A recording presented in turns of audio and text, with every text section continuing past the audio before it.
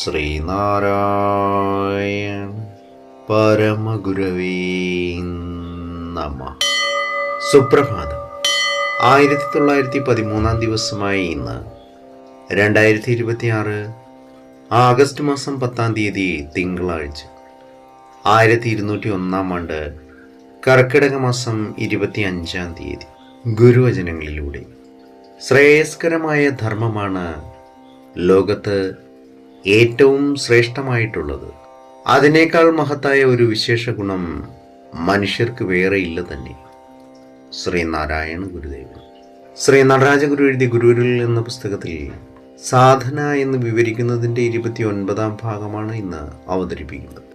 ജീവിതത്തിലെ അനിവാര്യവും ലക്ഷ്യബോധത്തോടു കൂടി സ്വേച്ഛയാ കൈക്കൊള്ളുന്നതുമായ അംശങ്ങൾ തമ്മിൽ അലിഞ്ഞു ചേർന്ന് ജീവിതം സാമഞ്ജസ്യമുള്ളൊരു പ്രവാഹമായി അനുഭവപ്പെടുന്നു.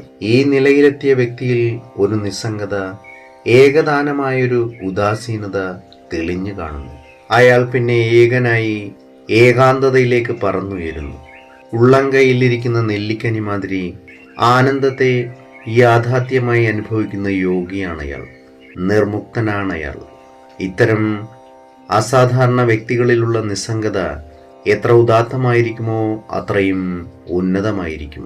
അവർ സ്വജീവിതം കൊണ്ട് വെളിപ്പെടുത്തി തരുന്ന മൂല്യങ്ങളുടെ ശ്രേഷ്ഠത അദ്ദേഹത്തെ പിന്നെ ഒരു വ്യക്തിയായല്ല, അറിവായി തന്നെയാണ് കണക്കാക്കേണ്ടത്.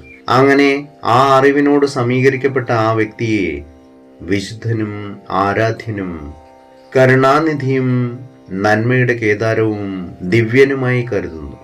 ഗുരുവരലിലെ ജ്ഞാനരഹസ്യത്തിനൊത്തതായി തീരുന്നു ആ ജീവിതം.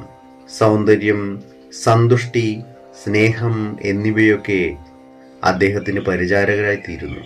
ആ ജീവിതം ഒരേ സമയം തനിക്ക് വേണ്ടിയുള്ളതും ഏവർക്കും വേണ്ടിയുള്ളതുമായി തീരുന്നു.